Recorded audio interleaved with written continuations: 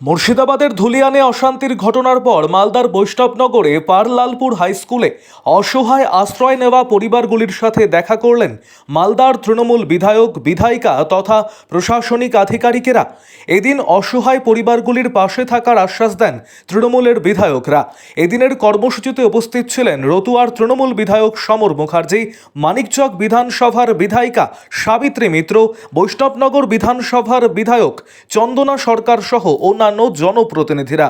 এদিন তারা অসহায় পরিবারগুলির সদস্যদের সাথে কথাও বলেন, শোনেন তাদের অভাব অভিযোগ সমস্যার কথা।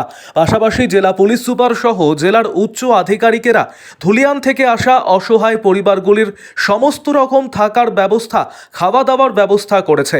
অন্যদিকে শিশুদের জন্য বেবি ফুড, পানীয় জল, বিদ্যুৎ সহ সমস্ত ব্যবস্থা করেছে রাজ্য সরকার এবং জেলা প্রশাসন বলে জানিয়েছেন তৃণমূল বিধায়কেরা।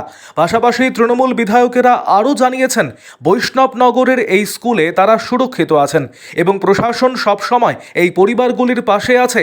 ধুলিয়ানের যা অশান্তি চলছে তা পরিস্থিতি স্বাভাবিক, অনেকটাই স্বাভাবিক হয়েছে। পুলিশ প্রশাসন তৎপরতার সাথে কাজ করছে। রাজ্যের মুখ্যমন্ত্রী মমতা বন্দ্যোপাধ্যায়ের নির্দেশে আমরা এই পরিবারগুলির সবসময় পাশে আছি। আরও আপডেট থাকতে আমাদের ভিডিও শেয়ার ও ফেসবুক পেজটিকে লাইক করে ফলো করে দিন।